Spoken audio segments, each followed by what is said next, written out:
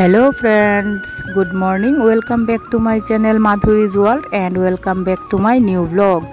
तो आजकेर आकाशटा देखो खूब सुंदर देखाচ্ছে। आकाशटा खूब नील, माने देखेई मनटा एकदम फ्रेश হয়ে গেল। তো গরমও সেরকম পড়েছে। তো সকাল সকাল উঠে স্নান টান সেরে তো আমার দেখো পুজো দেওয়া হয়ে গেছে। আসনটাও দেখতে খুব ভালো লাগছে না। তো সকাল সকাল ঠাকুর পুজো দিয়ে কাজটা শুরু করলে দিনটা খুব ভালো যায়। তো এখন আজকে তোমাদের সঙ্গে একটা জিনিস শেয়ার করব।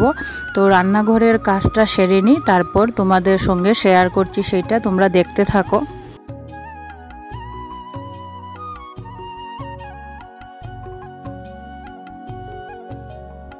তো রান্নাঘরের কাজটা কমপ্লিট হয়ে গেছে। রান্নাঘরের কাজটা সেরে এখন ঘরটাও একটু গোছগাছ করে নিলাম, কেননা আজকে যেহেতু বললাম তোমাদের সঙ্গে কিছু একটা শেয়ার করব। তো চলো কি সেটা দেখাবো, ভিডিও বেশি বড় করব না।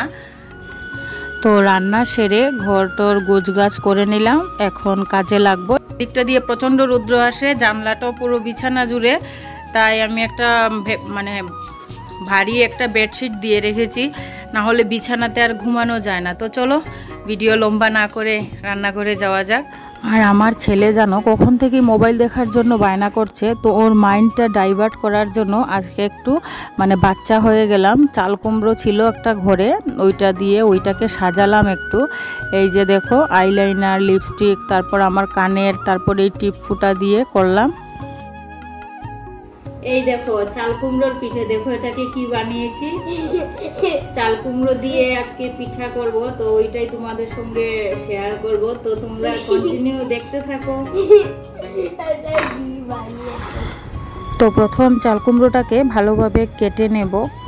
এদের কাটছি, আর বটি দাও দেখলেই আমার খুব ভয় লাগে জানো। আর আমার প্রচণ্ড হাত কাটে, জানি না কেন। এত বছর ধরে রান্না করছি তবু হাত কাটে। তো যাই হোক, কিছু করার নেই, কাজকর্ম তো করতেই হবে। ঘরের কাজ আমার কাজ কে আর করবে বলো।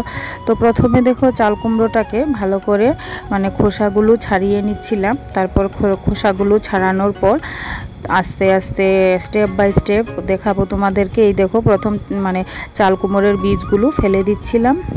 আর চাল কুমড়োর বীজ ফেলতে গিয়ে জানো কদিন আগে আমার ভীষণ বড় একটা অ্যাক্সিডেন্ট হয়ে গেল। হাতের নখ, আঙ্গুলের মাথা সহ কেটে কোথায় পড়ে গেছে পাইও নি, ছোট্ট একটু পড়েছে। আর দেখো এই দেখো ভালো করে খোসাগুলো ছাড়িয়ে নিলাম, আর কিছু ছিল ওইটাও করে নিচ্ছি। তো এখন এটাকে মেশিন দিয়ে কুড়িয়ে নেব। আর চাল ভিজিয়ে রেখেছি, এই দেখো চালটা ছাঁকনিতে তুলে রেখেছি। আর এই মেশিনটা দিয়ে চাল কুমড়োগুলোকে ভালো করে কুচি কুচি করে নেব। হাত মিক্সিতে দিলে তো একদম পেস্ট হয়ে যাবে, অনেকটা নষ্ট হয়ে যাবে। তো চাল কুমড়োগুলোকে আগে মেশিনে এইভাবে কুচি কুচি করে নিচ্ছি। তো তোমরা দেখতে থাকো। তো এখন এইটাকে এভাবে জলটা এভাবে একদম জলটাকে নিংড়ে নেব, না হলে হবে না। তো এভাবে জলটাকে একবারে নিংড়ে নিয়েছি, সবগুলোই আমি একটুও নষ্ট করিনি। তো চালটাকে এখন মিক্সিতে দিয়ে দেব। মিক্সিতে দিয়ে একদম পাউডার করে নিয়েছি। আর ময়দা দিয়ে দেব, দিয়েছি এটাতে চালের গুঁড়ো, ময়দা আর চিনিও দেব। তো দেখতে থাকো তোমরা, তাড়াতাড়ি করে চেলে নিচ্ছি। প্রচণ্ড গরম, আর এটা কখন থেকে খুলছিল না, অনেক চেষ্টার পর এটা যাই হোক খুলতে পারলাম আমি। এই কাজটা আমার দ্বারা হয়েছে। তো এই দেখো এখন চালের গুঁড়োটাকে এখন চেলে নেব আর কি। কথা মুখে আটকে যাচ্ছে আমার, জানি না কেন। আর এই দেখো এখন এগুলাকে ভালো করে মিক্সড করে নেব। এখন অল্প চিনিও দিয়ে দেব। আর নারকেলটা কোরানোর সময় জানো মোবাইলে ছিল না চার্জ, আর ওইটা ভিডিও করা হয়নি, ক্লিপটা নেওয়া হয়নি। তো নারকেল কোড়াও দিয়ে দিলাম, আর এদিকে চিনিও দিয়ে ভালো করে মিক্স করে নিচ্ছি। এইটাতে এই উপকরণে যা যা লাগে, ময়দা, চালের গুঁড়ো, চিনি, নারকেল। আর গ্যাসটাকে নিচে নামিয়ে নিলাম, দাঁড়িয়ে দাঁড়িয়ে করা পসিবল নয়, প্রচণ্ড রৌদ্র আসে। তো এই দেখো এখন একে একে এগুলাকে ভেজে নেব, ছোট ছোট করে দিয়ে দিচ্ছি, এখন ভেজে নেব এটাকে। আর হয়েছে কি জানো, একদিন গল্পে গল্পে বলছিলাম আমার ছেলের সামনে চাল কুমড়ো দিয়ে পিঠে হয়। তো ও বলছে মা এটা তো ভেজিটেবল, এটা দিয়ে কি করে হয়? তো আমি বললাম আচ্ছা বাবা, করে খাওয়াবো। তো ওই জন্য আর কি পিঠাটা আজকে হচ্ছে। তো এদিকে ভাজতে ভাজতে চিনির শিরাতে যেহেতু কিছু দেব, তো আগে চিনির জন্য জলটা দিয়ে দিলাম। 2 কাপ জল দিয়েছি আর 1 কাপের মতো চিনি দিয়েছি। তো এদিকে ওটা ফুটতে থাকুক, চিনির শিরাটা হয়ে যাবে।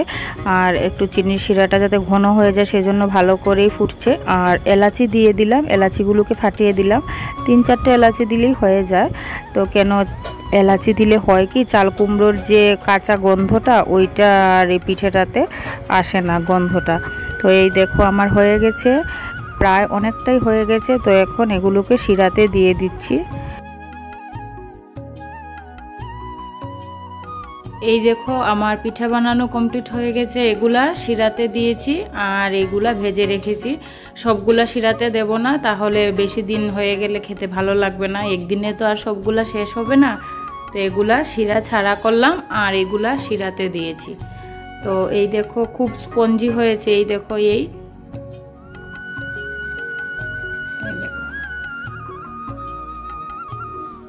এটা কিন্তু খেতে খুব টেস্ট হয়। শিরাতে দেওয়ার পর অনেকটাই ফুলে গেছে, তাই একটা মানে ডেগের মধ্যে রেখে দিয়েছি। তো আমার পিঠা বানানো কমপ্লিট, সবটাই তোমাদেরকে দেখালাম। এই দেখো সবটাই তোমাদেরকে দেখালাম। তো কেমন লাগলো বাড়িতে ট্রাই করে অবশ্যই দেখবে, আশা করি ভালোই লাগবে। এই পিঠাটা খেতে অনেক টেস্টি হয়। ছোটবেলা খেয়েছিলাম আর আজকে বানালাম, আমার মানে মায়ের থেকে শিখেছি এটা। তো কেমন লাগলো অবশ্যই জানাবে, খেয়ে ট্রাই করে বাড়িতে। ভালো লাগলে অবশ্যই লাইক কমেন্ট শেয়ার করবে। আর যদি নতুন হয়ে থাকো অবশ্যই তো সাবস্ক্রাইব করবে। তো আজকের মতো এতটুকুই, টাটা। সবাই ভালো থাকবে, সুস্থ থাকবে।